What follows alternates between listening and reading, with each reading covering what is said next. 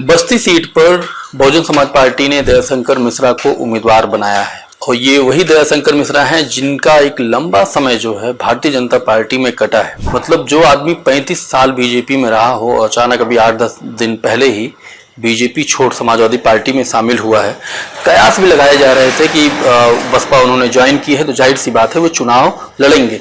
वो टिकट की दौड़ में भी थे, नाम भी उनका गया था, पैनल थे, लेकिन हरीश द्विवेदी कहीं ना कहीं अपना टिकट बचाने में कामयाब हुए। 2 बार से जीत भी रहे हैं, बड़े नेता हो गए हैं हरीश द्विवेदी और बिहार के सह प्रभारी भी हैं।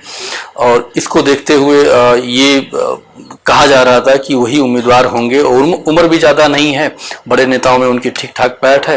और जब उनका टिकट आया और उसी के बाद जो है ये अंदर खाने बीजेपी के जो जिले में ये गहमागहमी बनी रही, इसके बाद दयाशंकर मिश्रा पार्टी छोड़ देते हैं, बहुजन समाज पार्टी ज्वाइन करते हैं।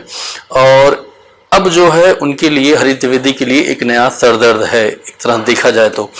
पिछले साल 2022 के विधानसभा चुनाव की अगर बात करें तो 3 सीटों पर समाजवादी पार्टी ने जीत हासिल की थी। 1 सीट पर सुहेलदेव भारतीय समाज पार्टी ने और 1 सीट पर भारतीय जनता पार्टी ने। सपा का और राजभर का मतलब सुहेलदेव भारतीय समाज पार्टी का गठबंधन था। तो कुल अगर आज की उसमें देखा जाए तो 4 सीटों पर समाजवादी पार्टी ने जीत हासिल की थी। अब दयाशंकर मिश्रा की उम्मीदवारी से क्या कुछ समीकरण बदल गए हैं हरीश द्विवेदी के लिए, बस्ती लोकसभा पे क्या इसका असर पड़ेगा? तो इसके लिए हम थोड़ा समझते हैं कि साल 2014 का जो पूरा परिणाम आया था, आप देखिए लगभग 30 हजार के आसपास वोटों से वो जीते थे हरीश द्विवेदी। फिर इसके बाद 19 में भी इतने ही वोटों से जीते थे। सबसे ज्यादा जो लीड हरीश द्विवेदी को मिलती थी कहाँ से पता है आपको? हरैया विधानसभा से। और यही के हैं दयाशंकर मिश्रा। ब्राह्मणों में अच्छी खासी पैठ है। हरीश द्विवेदी के ज्यादातर समय दिल्ली में गुजरता है, तो दयाशंकर मिश्रा जो है वहीं रहते हैं। उनका ज्यादातर समय लोगों के बीच में, ब्राह्मणों के बीच में, ब्राह्मणों में उनकी अच्छी खासी पैठ है। और अगर हम जातिगत समीकरणों की अगर बात करें तो सबसे ज्यादा जो मतदाता अगर 5-5.5 लाख के आसपास सवर्ण है और उसमें भी सबसे ज्यादा ब्राह्मणों की संख्या है। और इसके बाद पिछड़ों की अगर बात करें तो लगभग इतने ही मतदाता पिछड़ों इससे थोड़ा सा ज्यादा होंगे। और उसमें पिछड़ों में से सबसे ज्यादा जो मतदाता हैं वो कुर्मी समाज के हैं। और पिछली बार बहुत सारा हिस्सा कुर्मी समाज का बीजेपी में गया था। इस बार तो कहीं जाने की उम्मीद दिखाई नहीं दे रही है कि वो बीजेपी में भी जाएगा। वो रामप्रसाद चौधरी के साथ में रहेगा। रामप्रसाद चौधरी जो कुर्मी समाज के नेता हैं, आप देखिए समाजवादी पार्टी ने इस बार बहुत ही जबरदस्त खेल खेला है बीजेपी के साथ में। कई सारे सीटों पर उन्होंने कुर्मी समाज के लोगों को उम्मीदवार बनाया है।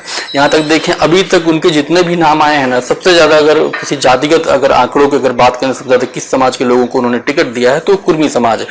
और ये जो संदेश है कुर्मी समाज के लोगों में चला गया है। तो कुल मिला के ये है कि अब बड़ा हिस्सा जो है जो बीजेपी को वोट जाता था कुर्मी समाज का, अब ये समाजवादी पार्टी में जाएगा। और बस्ती में भी कमोबेश यही स्थिति होगी। जो वोट जो है चला जाता था उधर, अब ये इधर रहेगा।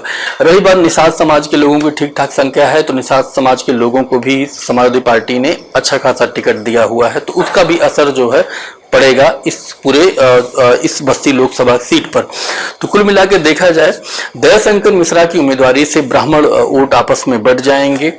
ठाकुरों में जो आंदोलन चल रहा है, आप देख रहे हैं पश्चिमी यूपी में धीरे धीरे करके अब वो इधर भी सरकेगा। जैसे जैसे चरणबद्ध तरीके से मतदान होगा वो सरकेगा और उसका भी असर कहीं ना कहीं थोड़ा डेंट जो है दिखाई दे रहा है क्षत्रिय समाज के लोगों में।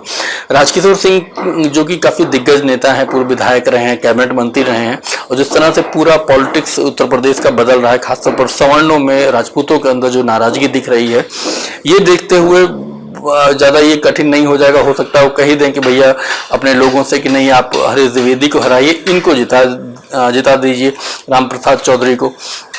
तो ये सब कैलकुलेशन है इसमें। ये जो दयाशंकर मिश्रा हैं, अगर 5 विधानसभा सीटों की अगर बात करें तो सबसे ज्यादा जो लीड हरीश द्विवेदी को मिलती थी तो वो हरैया विधानसभा में मिलती थी। सबसे ज्यादा वोट दोनों बार 14 में 19 में दोनों का कैलकुलेशन अगर आप करें तो विधानसभा वाइज अगर लोकसभा के जो परिणाम आया था साल 2014 का 19 का, तो आप देखेंगे सबसे ज्यादा उनको जो सबसे ज्यादा उनको वोट मिले थे तो हरैया विधानसभा के से मिले थे। और दयाशंकर मिश्रा जो वहीं के रहने वाले हैं, ब्राह्मणों में अच्छी पैठ की वजह से ये जो है अब इस बार थोड़ा सा मुश्किल हो सकता है हरीश द्विवेदी के लिए। और वैसे भी वो वाला पूरा माहौल भी नहीं है और चीज़ें भी थोड़ी बदली हैं। कुर्मी समाज भी बहुत हिस्सा जो है समाजवादी पार्टी को जाएगा, निषाद समाज का जाएगा, असवर्णों में भी ठाकुरों में दिख रहे नाराजगी क्या है, ब्राह्मण वोट बटेगा, तो जाहिर सी बात है इसको फायदा होगा।